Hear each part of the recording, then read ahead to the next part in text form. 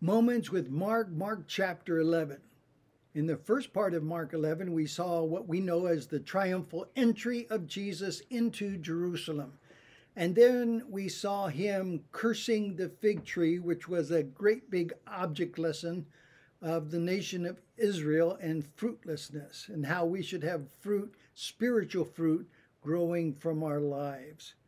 And then we see the cleansing of the temple and how Jesus responds to people excluding others from worship. Now in Mark chapter 11, starting with verse 27, Jesus is challenged by the religious leaders of his day. They want to know, what kind of authority do you have?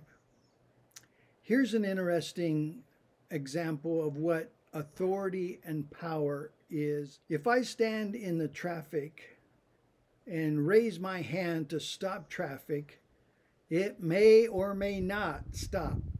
Why? Because I don't have the authority to stop traffic. I'm not a policeman or a traffic guard. And secondly, I don't have the power. I don't have the physical power to stop traffic. Authority and power are different. A policeman can go into an intersection and raise his hand and stop the traffic because he does have authority. He has authority of the police, of the city government, to stop traffic. He doesn't have the power, physical strength, but he does have the authority. We know there have been a lot of riots and upheaval in some of our cities in our nation, and we don't see much exertion of authority.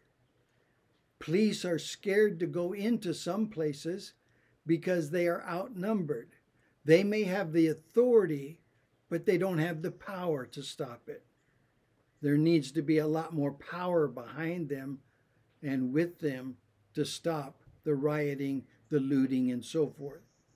And so there's a difference between authority and power.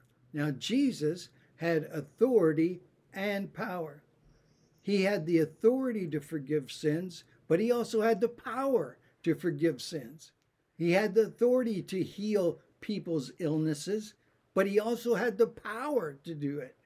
So you see here, Jesus is being questioned about his authority and how he has authority to do the things and to say the things that he does. So Mark chapter 11, starting with verse 27. Again, they entered Jerusalem. Who's they? Well, Jesus and his disciples. They enter Jerusalem. As Jesus was walking through the temple area, the leading priest and teachers of religious law and the elders came to him. They demanded, "By what authority are you doing all these things? Who gave you the right to do them?" So they are challenging Jesus' authority on what he does and what he says. Verse 29, Jesus responds, "I tell you by what authority I do these things if you answer one question." Jesus replied, "Did John's," talking about John the Baptist, "did John's authority to baptize come from heaven, or was it merely human? Answer me this." And so he answers their question with a question, and it's concerning the authority of John the Baptist to baptize. Verse 31. They talked it over among themselves. Now, if we say John was from heaven and he had his authority from God, he will ask why we didn't believe John the Baptist. But do we dare say that it was merely human?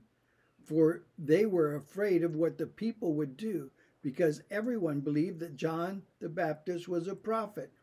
So they finally replied, "We don't know." They didn't want to fall into Jesus' trap of answering his question.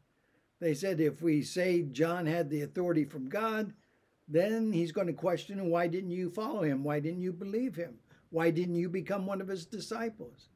And if they say it wasn't from God, there are so many people that really believe John the Baptist's message was from God and had the authority of God behind it, then the people were going to be upset at us. So they simply answered the question with the answer, I don't know. We don't know.